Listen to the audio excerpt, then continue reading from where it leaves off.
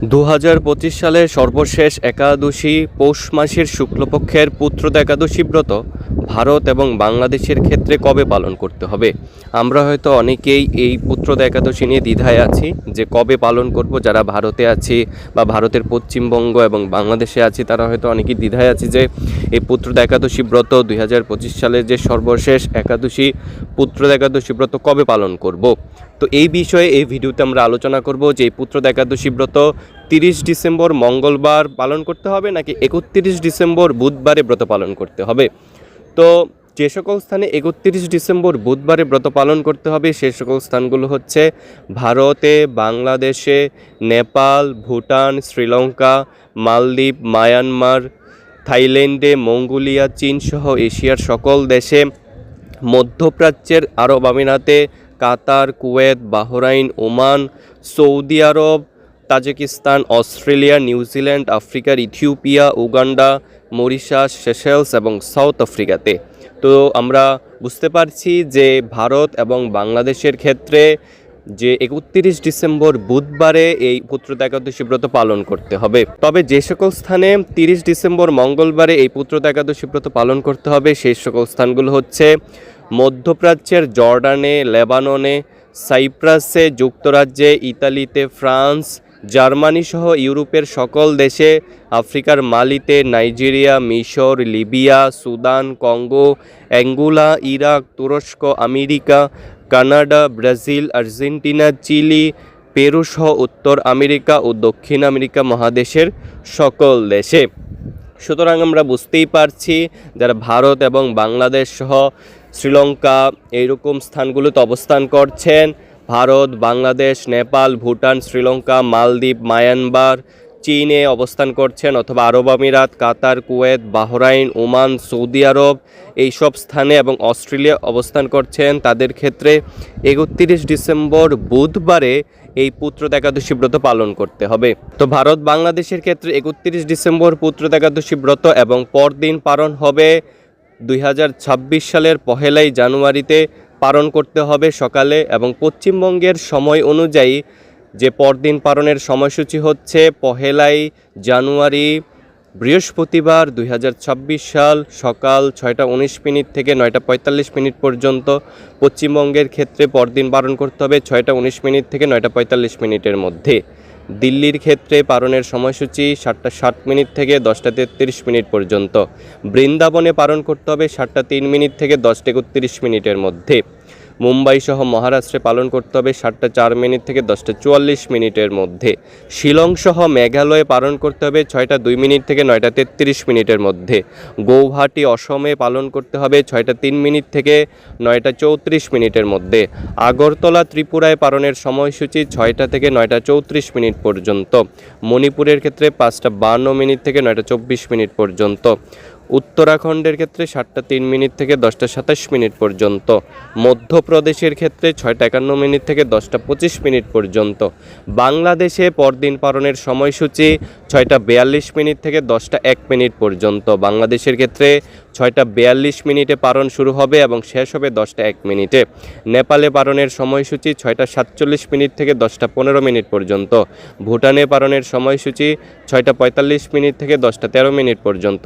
শ্রীলঙ্কায় পালন হবে 6:14 থেকে 10:09 মধ্যে। মালদ্বীপের ক্ষেত্রে 6:05 থেকে 10:03 মধ্যে পালন। মায়ানমারে পালন করতে হবে 6:33 থেকে 10:12 মধ্যে। পাকিস্তানে পালন করতে হবে 7:05 থেকে 10:24 মধ্যে। মালয়েশিয়ায় পালন করতে হবে 7:10 থেকে 11:09 মধ্যে।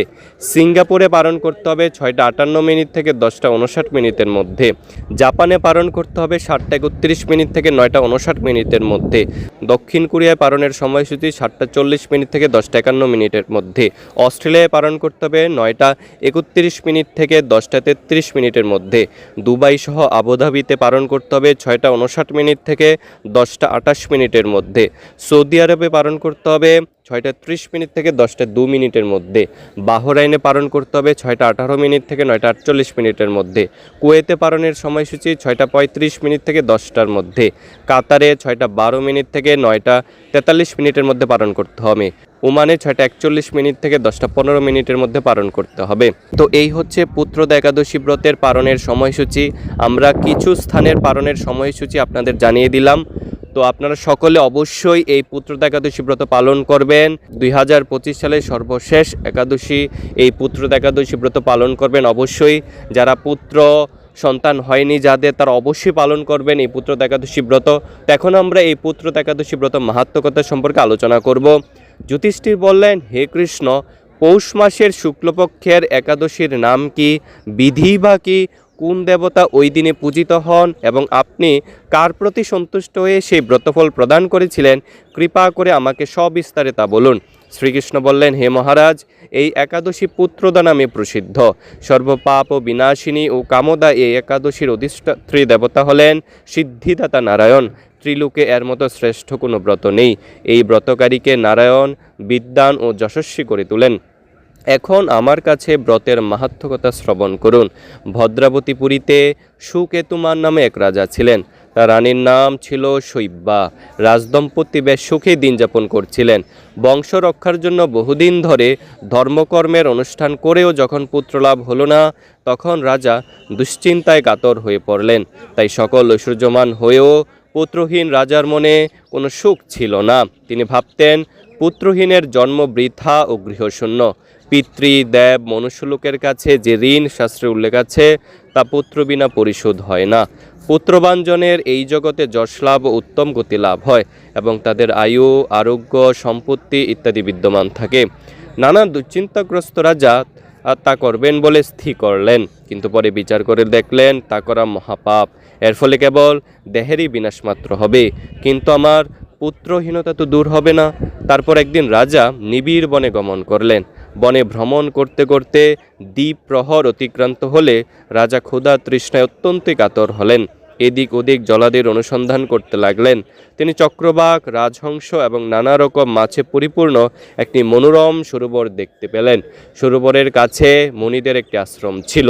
তিনি সেখানে উপস্থিত হলেন। সরোবর তীরে মুনিগণ বেদ পাঠ করছিলেন। মুনিবৃন্দের শ্রীচরণে তিনি দণ্ডবত প্রণাম করলেন। মুনিগণ রাজাকে বললেন, হে মহারাজ, আমরা আপনার প্রতি প্রসন্ন হয়েছি। আপনার কি প্রার্থনা বলুন। রাজা বললেন, আপনারা কে এবং কি জন্যই বা এখানে সমবেত হয়েছেন? তখন মুনিগণ বললেন, হে মহারাজ, আমরা বিশ্বদেব নামে প্রসিদ্ধ এই সরোবরে স্নান করতে এসেছি। আজ থেকে 5 দিন পরে মাঘ মাস আরম্ভ হবে। আজ পুত্রদা একাদশী তিথি। পুত্র দান করে বলেই এই একাদশীর নাম পুত্রদা। তাদের কথা শুনে রাজা বললেন, হে মুনিবৃন্দ, আমি অপুত্রক, তাই পুত্র কামনায় অধীর হয়ে পড়েছি। এখন আপনাদের দেখে আমার হৃদয়ে আশার সঞ্চার হয়েছে। এই দুর্ভাগা পুত্রহীনের প্রতি অনুগ্রহ করে একটি পুত্র প্রদান করুন। মুনিগণ তখন বললেন, হে মহারাজ, আজ সেই পুত্রদা একাদশী তিথি, তাই এখনই আপনি এই একাদশী ব্রত পালন করুন। ভগবান শ্রী কেশবের অনুগ্রহে অবশ্যই আপনার পুত্র লাভ হবে। মুনিদের কথা শোনার পর যথাবিধানে রাজা কেবল ফলমূলাদি আহার করে সে একাদশী ব্রত অনুষ্ঠান করলেন। দ্বাদশী দিনে উপযুক্ত সময়ে শস্যাদি সহযোগে পালন করলেন। মুনিদের প্রণাম নিবেদন করে নিজ গৃহে ফিরে এলেন। ব্রত প্রভাবে রাজার যথাসময়ে একটি তেজস্বী পুত্র লাভ হলো। হে মহারাজ, এই একাদশী ব্রত সকলেরই পালন করা অবশ্য কর্তব্য। মানব কল্যাণ কামনায় আপনার কাছে আমি এই একাদশী ব্রত কথা বর্ণনা করলাম। নিষ্ঠা সহকারে যারা এই পুত্রদা একাদশী ব্রত পালন করবে তারা পুত নামক নরক থেকে পরিত্রাণ লাভ করবে। আর এই একাদশী ব্রতকথা শ্রবণ কীর্তনে অগ্নিষ্টম যজ্ঞের ফল পাওয়া যায়। ব্রহ্মাণ্ড পুরাণে এই মাহাত্ম্যকথা বর্ণনা করা হয়েছে। হরে কৃষ্ণ। তো এই হচ্ছে পুত্রদা একাদশী ব্রত মাহাত্ম্যকথা। আপনারা সকলে অবশ্যই যারা ভারত বাংলাদেশে আছেন তারা অবশ্যই 31 ডিসেম্বর বুধবারে এই বছরের সর্বশেষ একাদশী পুত্রদা একাদশী ব্রত পালন করবেন। নিষ্ঠা সহকারে ব্রত পালন করবেন। ফল জল খেয়ে, শুধুমাত্র ফল জল আহার করে এই ব্রত পালন করবেন। তো এর মাধ্যমে আপনারা ভগবান শ্রীকৃষ্ণের, শ্রী শ্রী রাধা মাধবের বিশেষ কৃপা লাভ করতে পারবেন এবং অবশ্যই পরদিন যথাসময়ে পালন করে নেবেন এবং এর মাধ্যমে তো আপনাদের এই পুত্রদা একাদশী ব্রত পালন সম্পন্ন হবে। হরে কৃষ্ণ কৃষ্ণ কৃষ্ণ হরে হরে, হরে রাম রাম রাম হরে হরে।